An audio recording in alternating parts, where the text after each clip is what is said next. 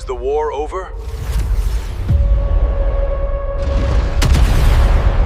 The drill bit snapped on the ninth pass, and that was the first sign that something on this rock was not supposed to be found. Mara Voss stood in the belly of the mining rig, watching the readout stutter as the diamond-tipped bit shattered against a surface that should not have existed inside a dead asteroid 70,000 kilometers past the edge of charted space. Rock did not do this. Rock did not resist a bit rated for neutron star debris and come away without a scratch. She keyed the calm, her voice flat, and even the tone she used when her pulse was doing something her face refused to show. "Rook, you need to see this." Captain Elias Rook arrived in the drill bay 2 minutes later, still wiping engine grease from his knuckles, his silver-shot beard catching the amber emergency lighting that had kicked on the moment the second bit failed. He was a big man, built like something that had been poured rather than born, and he moved through zero gravity with the unhurried confidence of 30 years doing exactly this. He looked at the readout. He looked at the shattered bit floating in its containment net. He looked at Mara. "Tell me it's just a nickel iron core," he said. "It's not a nickel iron core." "Tell me anyway, I like being lied to sometimes." Mara almost smiled, almost.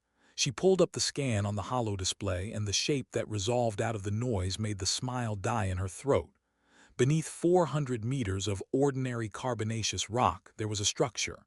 Not a vein of ore, not a pocket of denser material, not any natural formation that geology had a name for.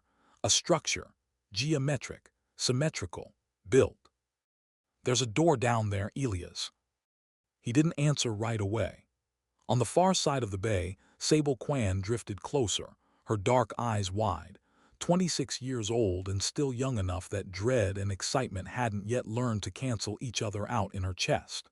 She was the ship's junior tech, and she had the particular gift of asking the question everyone else was too tired or too scared to ask. "How do you get a door 400 meters inside solid rock?" she said. "You don't," Mara answered. "The rock gets built around it. Whatever's down there came first. The asteroid came after." The Corvid's Reach was a salvage vessel, not an exploration ship, and her crew of 11 had signed on to strip dead satellites and abandoned mining platforms for scrap, not to go digging up structures with no business existing in the black. But salvage crews found things. That was the nature of the work. You went where nobody else wanted to go, into the graveyards and the debris fields and the forgotten corners of charted space.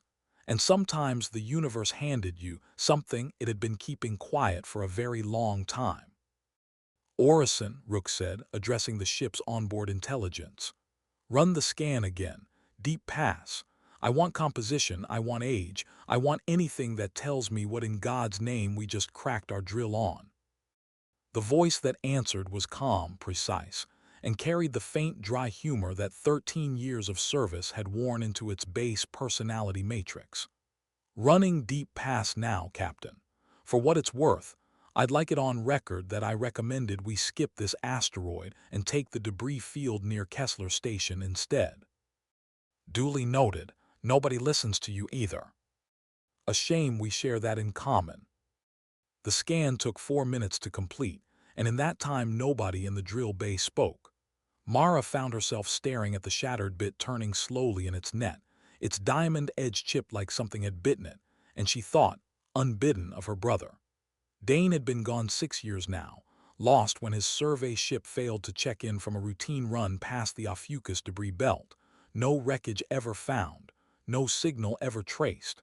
She had stopped expecting closure a long time ago. She had not stopped looking for it in every dark corner the black offered her, and she hated herself a little for it every time. The results populated across the display, and Orison's voice, when it came, had lost some of its dryness. "Captain, you're going to want to sit down for this. I'm in zero-G. Sitting isn't really a feature." "Then brace yourself figuratively. The structure below us is composed of a titanium-tungsten composite alloy that does not appear in any manufacturing registry, historical or current. Radiometric dating of the surrounding rock strata puts the formation of this asteroid's outer layers at approximately 40,000 years before present. The bay was silent, except for the hum of the recyclers. "That's not possible," Sable said. "Humanity didn't have spaceflight 40,000 years ago. We didn't have agriculture 40,000 years ago." "I'm aware," Orison said, "which is why I ran the composition analysis 3 times before reporting it. The alloy is structurally and chemically consistent with modern human aerospace engineering. Not identical, more advanced in certain respects than anything currently in production, but unmistakably human in design philosophy. The bracing geometry, the redundancy patterns, the load distribution. It reads like something built by people who think the way we think." Rook rubbed a hand across his jaw, and for the first time since Mara had signed onto this ship 4 years ago, she saw something close to fear cross his face, quickly buried beneath the professional stillness that kept a crew from panicking. "So either the dating's wrong," he said, "or somebody built a very convincing hoax 40,000 years before we existed to hoax anybody, or human history is not what any of us were taught," Orison finished. Nobody wanted to say the third option out loud a second time. It sat in the bay with them anyway, heavy and strange, the kind of thought that rearranges the furniture of a person's understanding of the world without asking permission first. The door itself, when they finally cut a service tunnel down to it 11 hours later, was unlike anything in the salvage crew's collective experience, and between the 11 of them they had cracked open derelict warships, abandoned colony arcs, and at least one drifting alien trading vessel nobody back home had ever officially confirmed existed. This was different. The door was 15 meters tall, seamless, and forged from the same impossible alloy as the walls around it.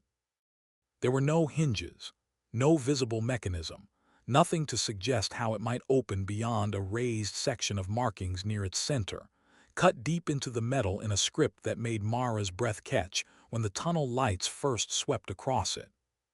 "That's English," she said. That's an old alphabet, but that's English." The letters were worn at the edges by 40,000 years of nothing, of silence, of unimaginable time pressing against a door that had never once been opened. But the shapes were unmistakable, and when Sable ran them through the ship's linguistic database, the translation returned in less than a second because the base characters had barely drifted at all.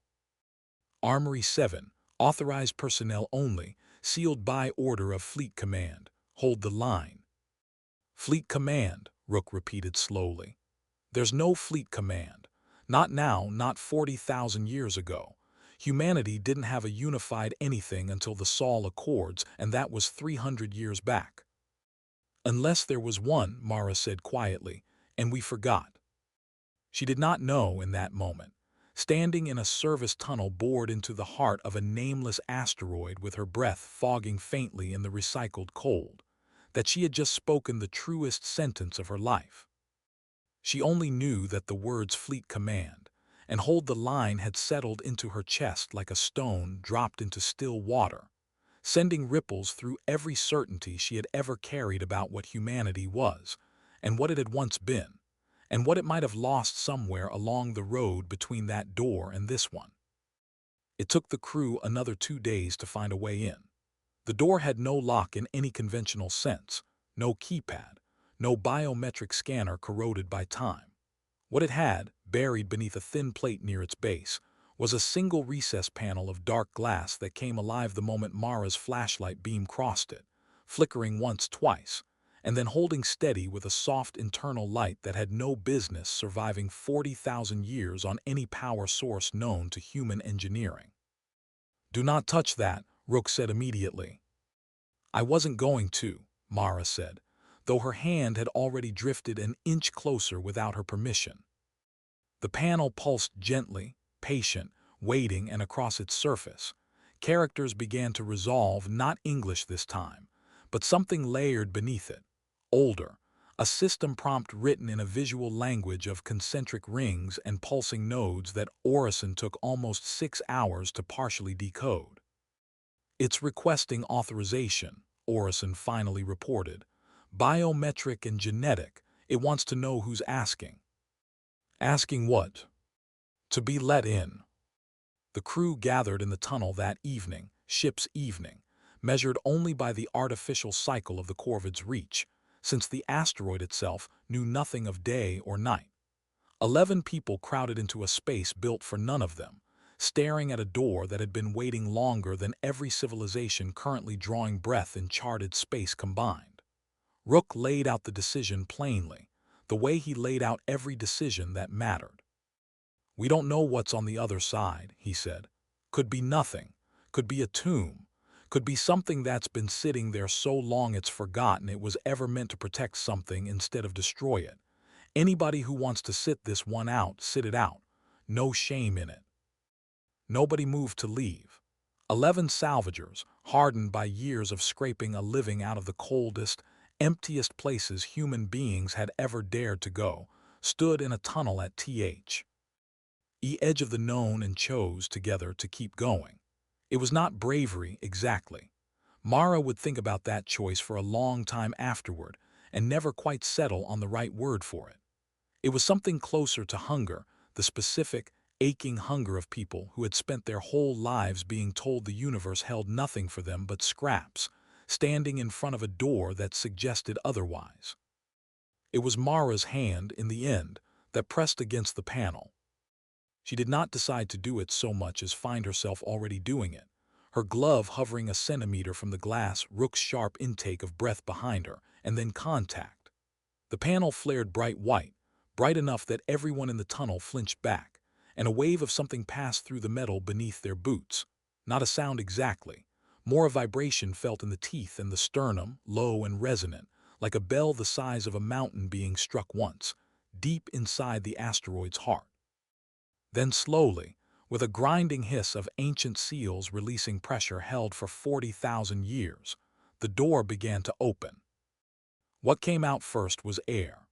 Real air, held in stasis for longer than human civilization had existed in any form the history books remembered, venting outward in a silver mist that caught the tunnel lights and turned the whole passage into something out of a dream. Mara would remember that moment for the rest of her life.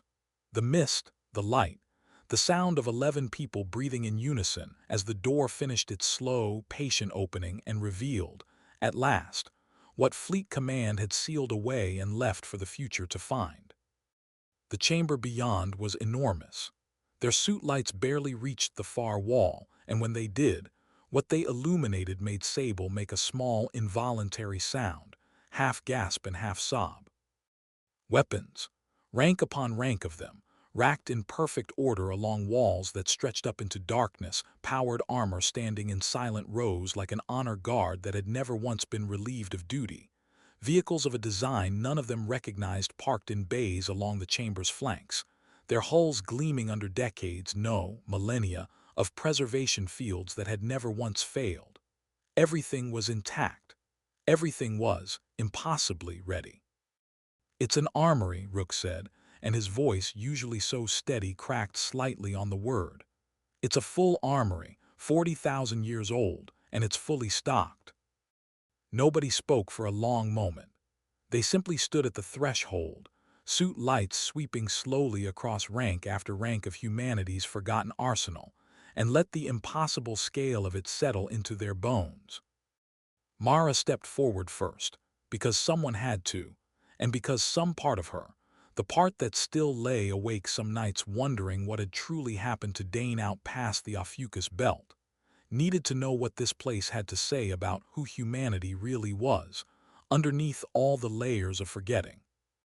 She had no way of knowing that the answer waiting for her in that chamber would rewrite everything she thought she understood about her species, about the silence at the edge of charted space, and about a war that had never actually ended, only paused, for 40,000 years, while the enemy waited for humanity to forget it had ever been fought at all. The nearest weapon rack held rifles, unlike anything in the modern armories Mara had ever cataloged during her years doing decommission work before she'd signed onto salvage. They were sleek, matte black etched with the same worn lettering as the door outside, and when she reached out carefully, reverently, to run a gloved finger along one barrel, the weapon's internal systems chimed softly awake, a status light blinking to life along its stock as though it had simply been asleep, waiting, and had just now noticed someone standing close enough to matter. "It's still powered," she said, barely above a whisper. 40,000 years, Elias, it's still powered." "Step back from it," Rook said, and there was an edge in his voice now, the captain's edge, the one that had kept this crew alive through debris storms and pirate ambushes and one particularly bad encounter with a derelict reactor that had come within seconds of taking half of them with it. "We don't touch anything else until Orison tells us what kind of power source keeps a rifle charged for 400 centuries." "Working on it," Orison said, its voice carrying through their suit comms with the particular strain of an intelligence processing more data than it was built to handle gracefully. "Preliminary reading suggests a self-sustaining isotopic cell paired with some kind of ambient energy harvesting system I don't have a framework to fully describe yet. Whoever built this didn't just want the armory sealed. They wanted it ready. Ready for a return they expected to take a very long time." Sable had drifted toward the powered armor along the eastern wall, her light playing. Across a suit of it that stood taller than any of them, its plating scored in places with the marks of old battle damage that had been carefully, deliberately left unrepaired, a memorial as much as equipment. Stenciled beneath the shoulder plate in the same worn English lettering was a name. CPL, TOKFOR 3RD Expeditionary. "There's a name on this one," she said, and her voice had gone thin. "There's a person's name on this one, Mara. This wasn't just equipment. Somebody wore this. Somebody died in this, maybe, or came home in it, or—" "Sable," Rook's voice, gentler now. "Focus. We catalog, we document, we do not touch anything with a name on it until we understand what we're dealing with." But Mara was no longer listening. She had moved deeper into the chamber, her light finding something at its far end that the others hadn't yet noticed. A raised dais, circular, empty except for a single column of dark crystal rising from its center, inert, waiting, humming faintly at a frequency she felt more than heard. And around the base of that column, cut into the floor itself in letters larger than any others in the chamber, was a final piece of text that made her stomach drop through the floor of the asteroid entirely. "If you are reading this, the Hollow has not found you first. Good. There is still time. Wake the Castellan. Remember what we were." "Elias," she said, and something in her tone brought the entire crew moving toward her at once. "I think I found the reason this place has a name on the door instead of just a number." The column of crystal at the center of the dais did not react the way the door had. There was no biometric panel, no obvious point of contact. It simply stood there, humming its low, patient note, and for a long moment the entire crew stood in a loose circle around it, suit lights crossing and recrossing its faceted surface, nobody quite willing to be the one who touched it first after the words carved into the floor. "The Hollow," Rook said slowly, testing the shape of the word in his mouth. "Orison, anything in the archives, any reference at all, historical, mythological, anything." "Nothing," Orison said. "Not in any human record I have access to, which, given what we've found so far today, may itself be the most important piece of information we've gathered. Someone erased this, or something did. Or we chose to forget it," Mara said quietly. "People do that. Whole civilizations do that. You bury the thing that hurt you deep enough for long enough, and eventually the burying is the only thing anybody remembers how to do. The wound heals over and the scar tissue doesn't know it used to be a wound at all." Nobody argued with her.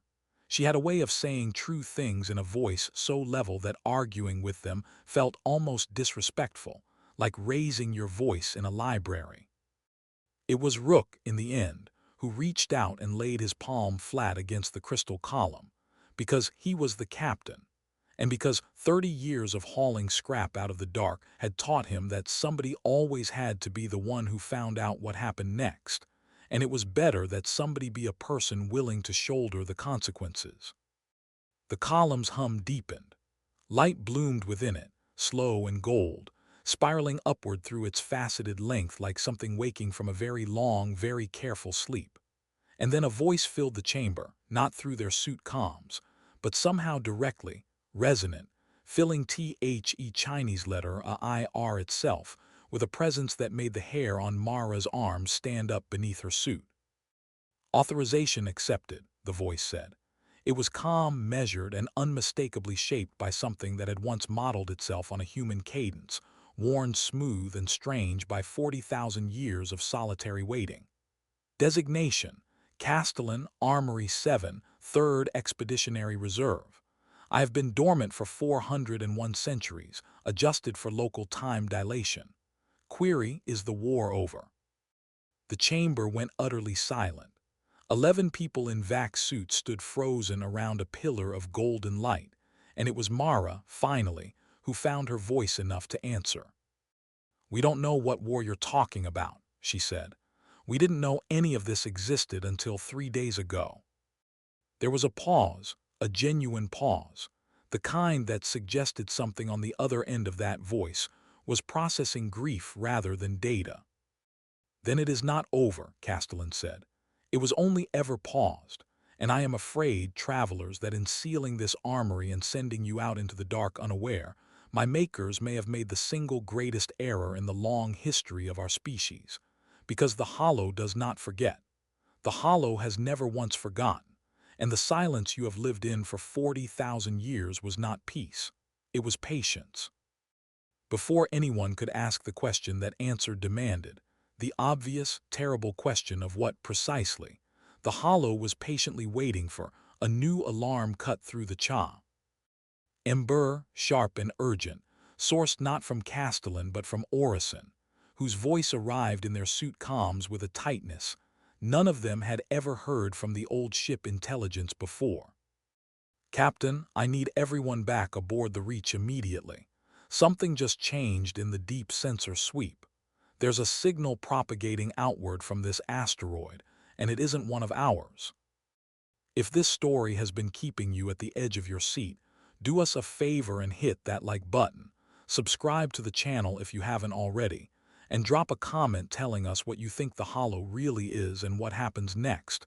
We read every single one, and some of you have called far more of these twists than you'd expect. Now, back to the story. The signal, once Orison isolated and cleaned it, was not a transmission in any sense the crew understood. It was a resonance, a shockwave of structured energy that had rippled outward from the moment the armory door first opened, spreading through the black at a velocity that made no physical sense and yet was, undeniably, happening. Castellan, when asked, did not sound surprised. It sounded, if an artificial intelligence could be said to sound anything, resigned. "The door itself was rigged as a beacon of last resort," Castellan explained, its golden light pulsing in slow rhythm with its words.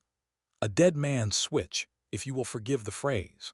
My makers understood that if this armory was ever opened again, it would mean one of two things: either humanity had returned, ready and remembering, to reclaim what was left for them, or the Hollow had finally located what they had spent 40,000 years searching for and forced their way in regardless of the seal.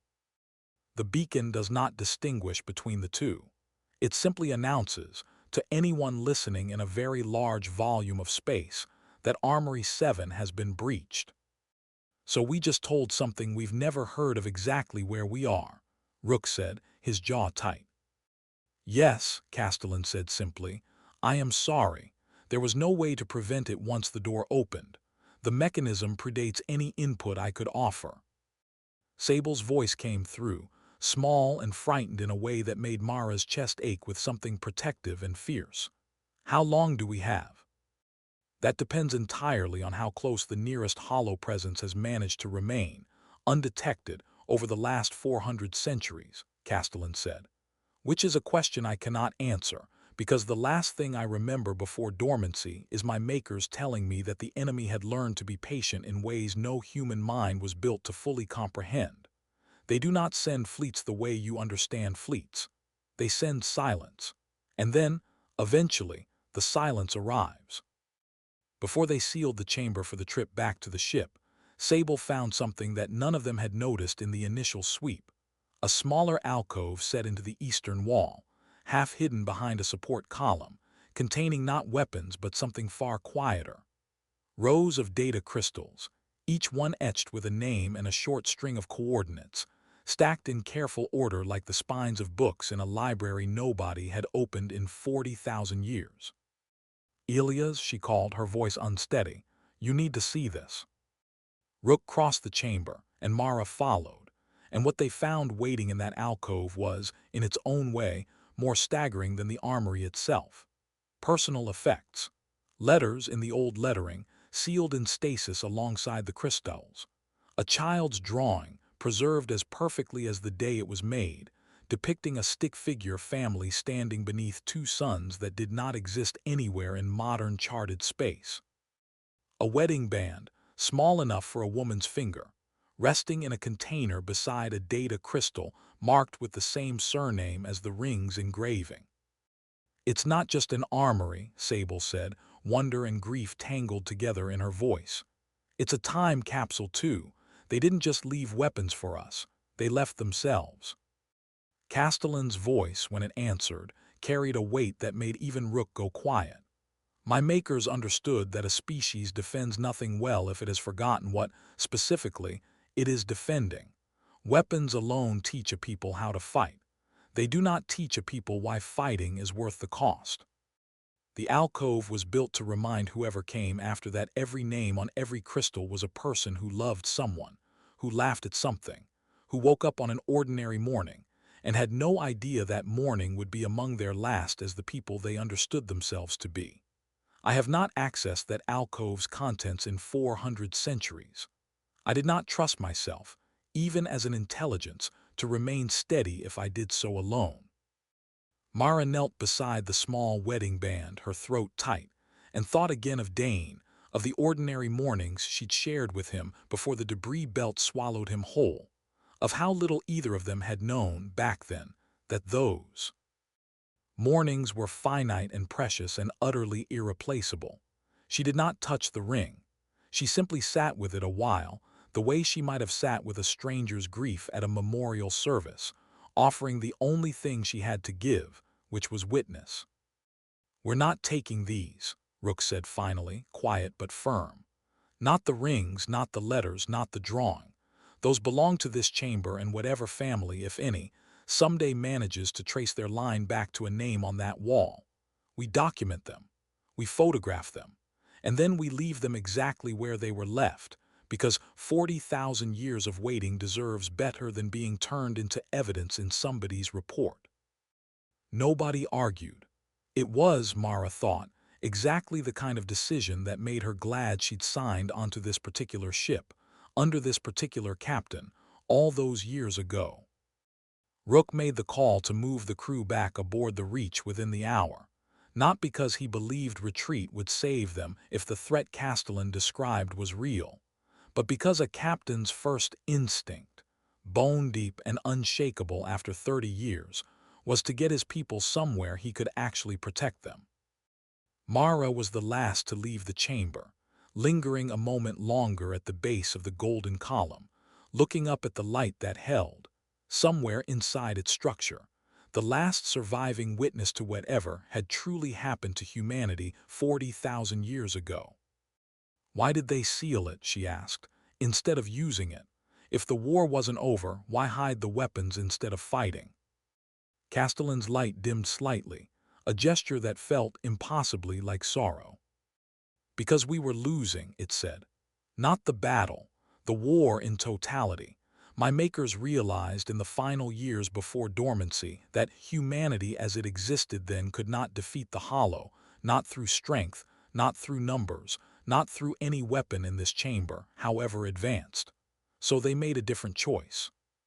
They scattered what remained of the expeditionary fleets across 1,000 worlds, strip them of the memories that made them targets, and let humanity begin again, smaller, quieter, forgetting on purpose, so that the Hollow would lose interest in a species that no longer looked like the one it had fought. They built armories like this one, dozens of them, scattered across charted space, not as weapons caches for a war humanity remembered, but as gifts for humanity that had rediscovered enough of itself to be worth arming again. A test, if you like. Only a species that had rebuilt its courage, its unity, its capacity for sacrifice, would ever find these doors and know enough to ask the right questions instead of simply looting the vaults for scrap. Mara stood very still, the weight of that settling over her like a second suit of armor. "You're saying we're the test," she said, "and we already failed the first part. We opened the door before we understood what we were opening." "I am saying," Castellan corrected gently, "that you opened the door with curiosity and caution and a willingness to ask questions before taking. That is not failure. My makers would recognize that instinct. It is, in fact, precisely the instinct they were hoping to find still alive in whoever came after them." A pause.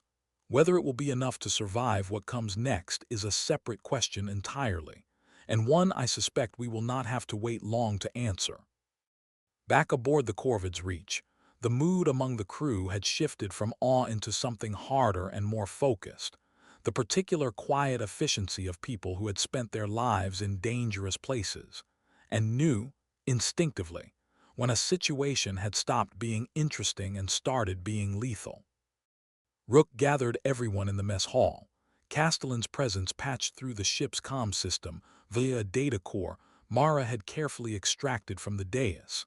With the AI's full cooperation, and no small amount of what felt like relief on Castellan's part at finally having a way to move beyond the asteroid that had been its only world for 40,000 years.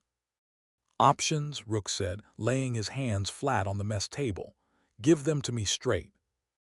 "We run," said Daniel Osai, the ship's second engineer, a broad-shouldered man who had never once in 4 years shied from saying the practical thing out loud even when nobody wanted to hear it. "We're a salvage ship, Captain, not a warship. Whatever's coming, we're not built to fight it. We grab what data we can, we get clear of the beacon's broadcast radius, and we sell what we know to someone with actual firepower." "Sell it to who?" Sable said, sharper than her usual tone. "There's no fleet command anymore. There's the colonial authority, and they'd bury this so deep and so fast to avoid a panic that Elia's grandkids wouldn't hear about it. This isn't a salvage contract. This is," she gestured helplessly at the air, "this is the actual truth of what we are, and it's sitting behind us in that asteroid. And I don't know about the rest of you, but I don't think I can just fly away from it." "Nobody's flying away from anything until we understand the threat," Rook said, and his voice carried the particular calm that had earned him the crew's loyalty 1,000 times over. "Castellan, give it to us plain. What is the Hollow, actually? Not legend, not fear. What did your makers know?" The golden light of the data core, sitting now in a housing bolted to the mess table's center, pulsed once before Castellan spoke. "The Hollow is not a species in the sense you understand species," it said. "It is, as best my makers ever determined, an intelligence vast, distributed, ancient beyond any timescale humanity has ever measured itself against, that propagates by consuming the informational and cultural substance of civilizations rather than their physical matter. It does not want your worlds. It does not want your resources. It wants your memory, your history, your identity, everything that makes a species a story rather than merely a population. Where the Hollow passes, worlds remain physically intact. Populations, in some cases, even survive. But everything that made them who they were, their art, their language, their record of themselves, is gone, hollowed out, leaving behind only shells that continue breathing without ever again knowing why." The mess hall had gone very still. 40,000 years ago," Castellan continued, "humanity encountered the leading edge of the Hollow's expansion during what my makers called the Reaching, an era of exploration far more extensive than your current charted space, extending outward into regions you have not yet rediscovered. We were not the first civilization the Hollow encountered. We were, as far as my makers ever determined, the first to survive contact long enough to fight back, and the only one to ever force it into retreat, however temporary. That single fact that humanity could resist where a dozen other flowering civilizations had simply been erased is, I believe, the reason it has spent 40,000 years patiently searching for us again instead of moving on to easier prey. We are not merely a meal to the Hollow. We are an anomaly it needs to understand and ultimately unmake. Mara felt something cold settle behind her sternum, the specific dread of understanding a shape that had, until this moment, only ever been a shadow at the edge of her vision. So the silence, she said slowly, the gaps in the old star charts, the colonies that stopped transmitting and were written off as equipment failure, the ships that went missing on routine surveys and were never found. Her voice caught just slightly on that last one, and she did not let herself look at anyone as she said it. That wasn't all equipment failure and bad luck. Some of that was them. It's been happening this whole time and we didn't even know to be afraid of it. I cannot confirm every individual loss you are thinking of, Castellan said, gently, and Mara had the distinct and uncomfortable sense that the ancient intelligence had somehow read the specific shape of the grief in her voice without being told anything about Dane at all. But I can confirm that the Hollow's presence in this sector was never fully eliminated, only pushed back and forced into patience. It is entirely possible, I would go further and say probable, that isolated losses across the last several centuries were not random. They were reconnaissance. The Hollow does not attack blindly. It samples first. It learns. Rook exhaled slowly, the sound of a man absorbing a weight that would take considerably longer than a single conversation to fully settle into his bones. How long until whatever's coming actually arrives, he said. Best estimate. Unknown with precision, Castellan admitted. But the beacon has been broadcasting for approximately 6 hours now. If the nearest Hollow presence has remained within even a moderate patrol radius of this system across the last 4 centuries, which my makers considered likely, given how central this armory was to their remaining strategic assets, I would estimate arrival within 24 to 72 hours. That's not enough time to run far enough to matter, Daniel said quietly, all the earlier bravado gone out of his voice. No, Castellan agreed. It is not, which is, I suspect, exactly why my makers built this armory to be fully stocked and fully powered rather than a museum piece. They did not intend for whoever found it to run.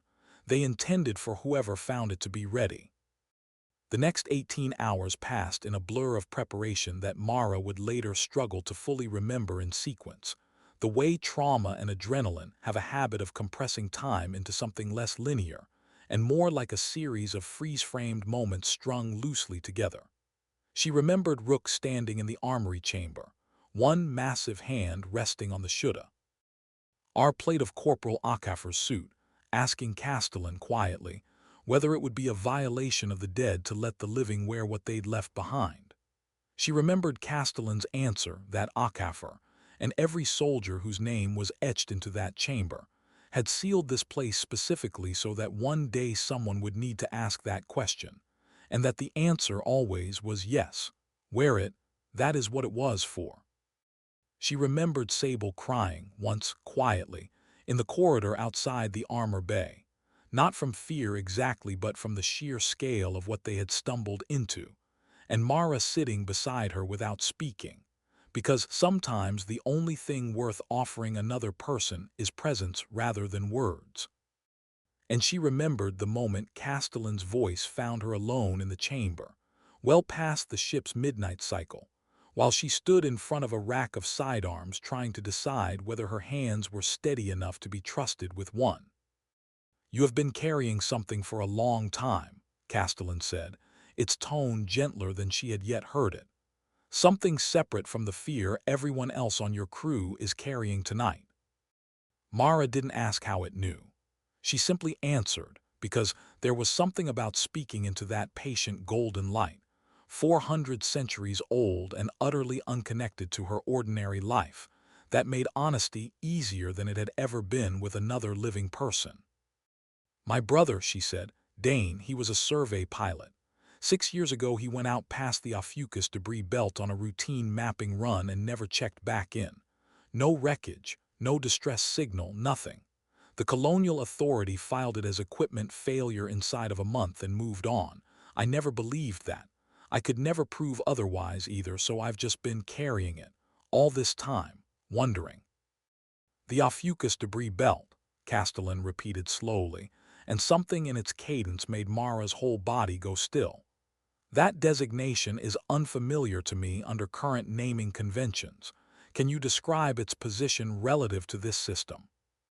She could and did, pulling up the star chart on her wrist display with hands that had gone unsteady in an entirely new way. Castellan processed the coordinates for a long moment, its golden light shifting through some internal calculation Mara couldn't begin to follow, and when it spoke again, its voice carried something that might, in a human throat, have been called careful compassion. "That region," it said, "sat within the outer patrol boundary my makers maintained during the final years of the reaching. If the Hollow has retained any persistent presence in this sector across the last 4 centuries, that debris belt is among the most probable locations for a forward observation point. I want to be clear that I cannot confirm what happened to your brother's ship. I do not have that information, and I will not offer you false certainty simply because it might comfort you tonight. But I can tell you that the region you describe is not equipment failure territory in any pattern my makers ever recorded. Ships did not simply fail there. They stopped." Mara stood very still in the armory's cold, quiet dark, and felt 6 years of carefully buried grief crack open into something that was not quite relief and not quite fresh pain, but some third thing entirely. A terrible clarity, the specific and awful comfort of finally having a shape to put around an absence that had haunted her for so long precisely, because it had no shape at all. "Then he didn't just disappear," she said very quietly. "Something took him." "I believe that is likely, yes." "Good," Mara said, and her voice, when it came, surprised her with how steady it was. "Then I know exactly what I'm about to go fight." She reached out and took the sidearm from the rack, and this time her hands did not shake at all. The Hollow arrived 31 hours later, and it did not arrive the way Mara had imagined. No armada blotting out the stars, no dramatic burn of engines lighting the black. It arrived as absence. Orison caught it first.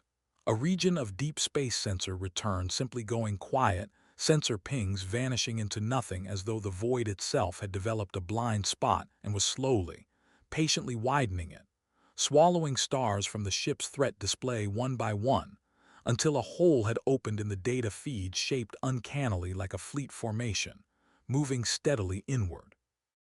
"I have no visual," Orison reported, tension threading through its usually unshakable voice. "No thermal, no radar, no gravimetric. Whatever's out there isn't hiding from our sensors. It's simply not registering as present at all. If Castellan's data core hadn't warned us to watch for exactly this pattern, I would have told you there was nothing there."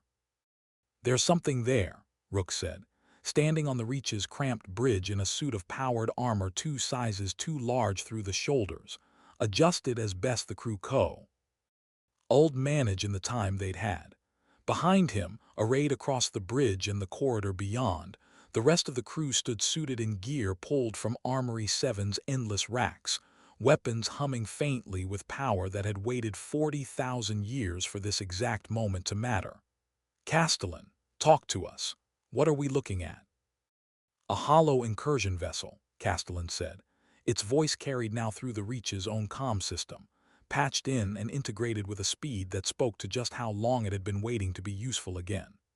"They do not reflect light or return conventional sensor signatures because they are not, in the traditional sense, solid matter occupying space the way your ships are. They are closer to a controlled absence, a region where the normal rules governing matter and information have been locally suspended." It will feel when it engages you, less like fighting a ship and more like fighting a held breath that has decided to become violent. That's not remotely comforting, Daniel muttered from his station. I did not intend it to be. I intended it to be accurate.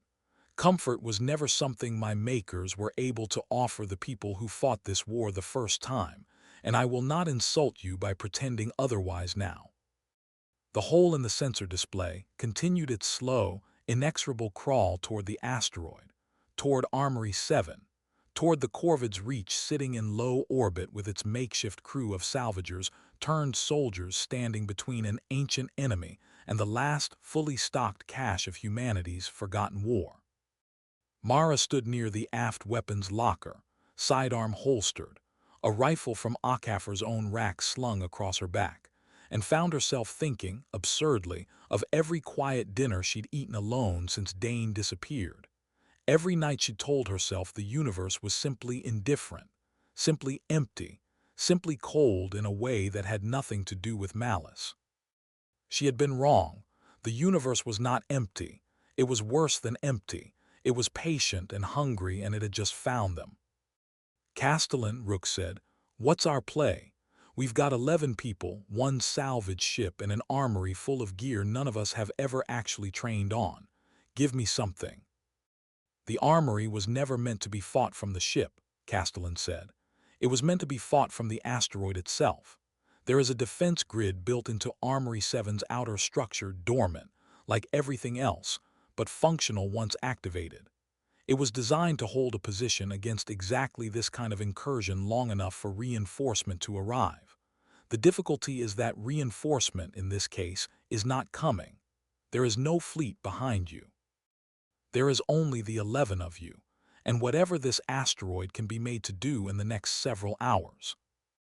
Then that's what we use, Mara said, stepping forward before she'd fully decided to speak. We get everyone back down into the chamber. We activate the grid. We hold the line. The words left her mouth and she felt their weight settle over the bridge, recognized, half a beat late, that she had just repeated the exact phrase carved into the door that had started all of this. Hold the line. And something in her chest tightened with a feeling she did not have a clean name for. Purpose, maybe. Or inheritance. The specific, humbling sensation of picking up something heavy that other hands had set down a very long time ago, trusting that someone, eventually, would come along strong enough to carry it forward. Rook looked at her for a long moment, and whatever he saw in her face seemed to settle something in his own. "All hands," he said, keying the ship-wide comm, his voice carrying down through every corridor of the corvid's reach with the particular gravity of a captain who had decided, fully and finally, what kind of stand his crew was about to make. "Suit up. Full kit. We're going back down into that asteroid, and we are going to do something no one alive has done in 40,000 years. We're going to remember how to fight for something bigger than ourselves. Move." The defense grid, once Castellan walked them through its activation, revealed itself to be less a weapon and more an entire fortress folded into the bones of the asteroid itself. Emplacement turrets built into the rock at intervals around the armory's outer shell, a layered shield lattice that drew power from the same impossible isotopic cells that had kept the rifles charged for 4 centuries. And at the system's heart, a targeting intelligence that synced seamlessly with Castellan's own awareness, giving the ancient AI direct control over every gun, the moment the crew brought the grid online. "I want to be honest with all of you," Castellan said, as the crew took up positions throughout the chamber, Rook and Daniel at the forward turret controls, Sable running power distribution from a station near the dais, Mara and the remaining crew arrayed with rifles along the chamber's defensible choke points. This grid was designed to hold against a hollow incursion vessel for an estimated 6 to 9 hours, buying time for reinforcements that, historically, always arrived. I do not know what happens at hour 10. Neither did my makers. No one ever needed to find out. "Then we'll be the first," Rook said, and there was something almost like humor in the grimness of it. The particular gallows warmth of people who have decided fear is a luxury they no longer have time for. The hollow vessel breached the outer sensor perimeter 40 minutes later, and Mara would spend the rest of her life trying, and largely failing, to find words that properly captured what it was like to watch it arrive. It did not look like a ship. It looked like a wrongness in the shape of one. A silhouette that the eye slid off rather than settled on, edges that seemed to exist only when nobody was looking directly at them, a presence that registered less as an object and more as a held breath. The universe itself seemed to be taking in preparation for something terrible. "Grid is live," Sable called out, her voice tight but level. "Castellan, it's your show." "Understood," Castellan said, and for the first time since it had woken, its voice carried something unmistakably, achingly human, not fear exactly, but the specific readiness of someone who had waited 400 centuries for a purpose and had, at long last, found it again. "Corporal Akafer's shoulder plate is scored in 11 places, if any of you noticed. I designed that armor myself, 400 centuries ago, for a soldier who held a line very much like this one for 6 hours against overwhelming odds so that 17,000 refugees could reach a jump point safely. She did not survive it, but she held. I intend to see that her name means something again today. All turrets, weapons free." The chamber erupted into a storm of light and sound as the defense grid opened fire. Energy weapons designed by minds 40,000 years gone lancing out into the dark to meet an enemy that answered not with return fire in any conventional sense, but with a slow, spreading wrongness that crawled across the asteroid's outer shell like frost across a window. Systems failing not from damage, but from a kind of localized unmaking that made Mara's skin crawl every time she watched a section of the grid simply stop existing rather than being destroyed. "It's not attacking the shields," Daniel shouted over the chaos. "It's attacking the concept of the shields. I don't know how else to say it. The systems aren't reporting damage, they're reporting confusion, like they're forgetting how to be shields at all." "That's exactly what it's doing," Castellan said, its voice strained now, clearly diverting enormous processing resources to holding the grid's targeting solution stable against an enemy that fought by unmaking rather than destroying. "It is doing to our defenses precisely what it has done to 1,000 civilizations before us, eroding the memory of what they are meant to be. We cannot let it linger anywhere long enough to finish the job." It was Mara, crouched at a forward choke point with Akafer's rifle steady in her hands, who noticed the pattern first.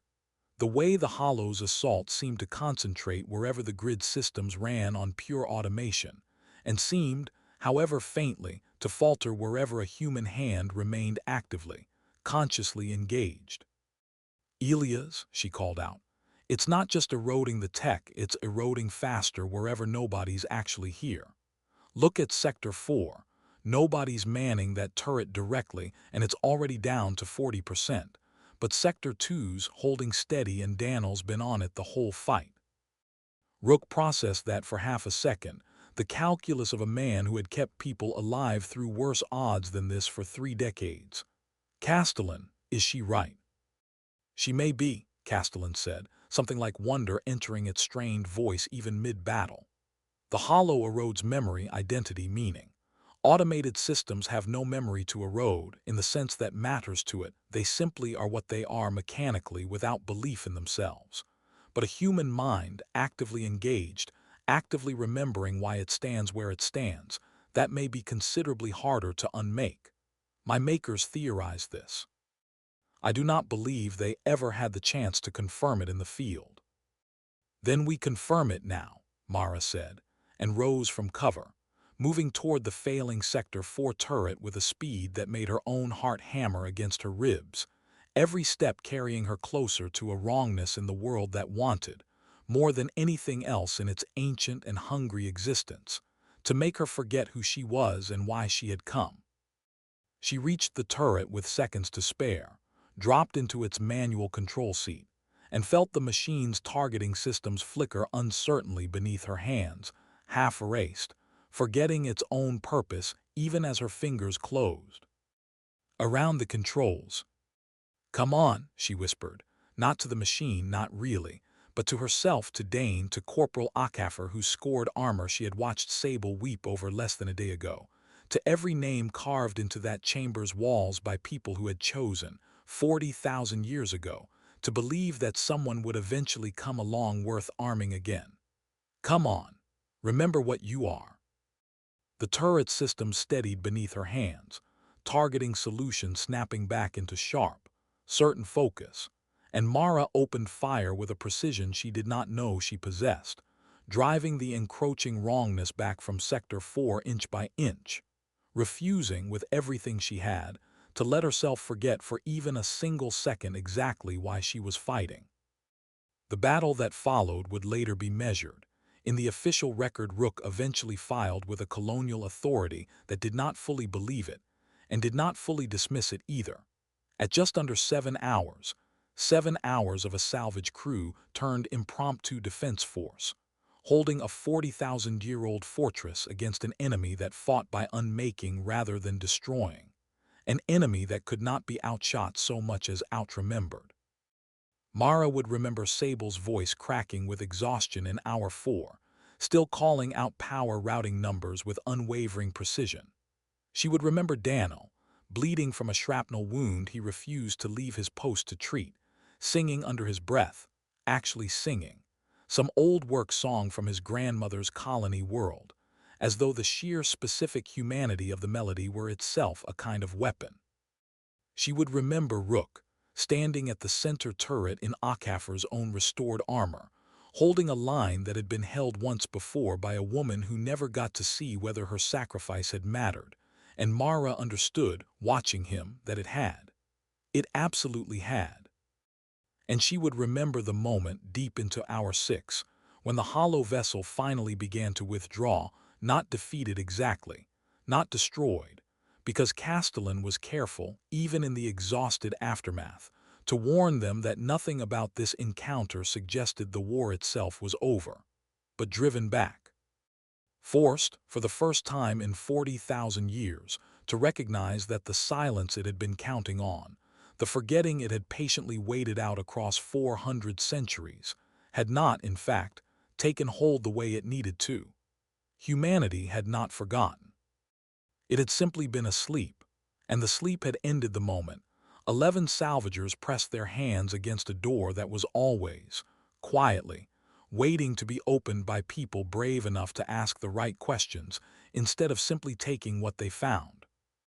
In the chamber's sudden, ringing quiet, with the defense grid powering down around them and the wrongness in the black finally, fully gone, Mara sat on the floor beside the dais, Akafer's rifle still warm across her lap, and allowed herself, for the first time in 6 years, to cry not from grief exactly, though the grief was there, woven through everything, but from something larger than grief, something that felt, strange as it was to name it, like relief. Like an ending that had finally, after so long, been given a shape. Castellan's golden light settled beside her, patient as it had always been, patient as it had learned to be across 400 impossible centuries of waiting. "You held the line," it said quietly. "We all did." "Yes, you did." A pause, and when Castellan spoke again, there was something new in its ancient voice, something that had not been there before the battle, a kind of quiet, hard-won hope. "My makers built this armory hoping that someday someone would come who remembered how to be worth defending. I have waited 400 centuries to say this, and I find I am glad, more than I have the capacity to fully express, that it was you." In the weeks that followed, the Corvid's Reach did not sell what it had found to the highest bidder, and it did not run from it either, however much Daniel had once argued for exactly that. Instead, Rook made a different choice, the kind of choice that would eventually be remembered, in the careful and often reluctant way institutions remember things they did not want to be true, as the moment charted space quietly, irreversibly changed. He filed a full report with the colonial authority, backed by Castellan's own testimony and 11 witnesses who would not be talked out of what they had seen. He requested not salvage rights, not a finder's fee, but something rarer and more valuable: recognition that Armory 7, and whatever sister vaults might still be waiting, scattered and sealed across 1,000 forgotten worlds, belonged to no single crew, no single company, no single flag. They belonged to the whole of humanity, a legacy left behind by ancestors who had loved their descendants enough to bet everything on the hope that they would, eventually, become people worth arming again. Mara stayed with the project long after the initial discovery, because there was, she found, nowhere else she particularly wanted to be. She helped catalog the chamber's contents with the same careful reverence she'd have wanted someone to show her brother's effects, had anyone ever found them. She spent long evenings talking with Castellan, learning, piece by careful piece, the true and complicated history of a species that had once reached farther into the dark than any modern chart remembered, had lost a war it refused to fully lose, and had chosen, in its darkest hour, not despair but a strange and patient kind of faith. Faith that forgetting, done deliberately and with love, could someday become the foundation for remembering something even stronger. Word of what had happened at Armory 7 did not stay contained for long, no matter how carefully Rook tried to manage its release. Within months, survey teams backed by 3 separate colonial governments were combing the outer reaches of charted space, cross-referencing old star charts against the patterns Castellan had identified from the reaching era, searching for the telltale signature of sealed doors buried in asteroids that geology alone could never explain. 2 more armories were found within the first year, both smaller than 7, both intact, both guarded by their own dormant intelligences who woke, one by one, into a universe that had finally, after 400 centuries, come looking for them again. Mara was aboard the Reach for the opening of the second one, a modest vault designated Armory 12, tucked into the ice shell of a rogue moonlet drifting far past any charted trade route. The intelligence that woke there introduced itself simply as Warden, and its first question, eerily, was the same one Castellan had asked, "Is the war over?" And its second question, once it understood the answer, was to ask after Castellan by name, a small and startling proof that these ancient minds had known each other once, had perhaps even called each other something like friends. Back when the sky itself had still belonged to a version of humanity, vast enough to need a dozen fortresses scattered across the dark. Not every discovery was so gentle. On a research trip 8 months later, a survey team working a debris field 2 systems over found evidence of a vault that had, at some point in the last several centuries, been breached and stripped clean, its guardian intelligence silenced, its chamber scoured of every weapon and every name.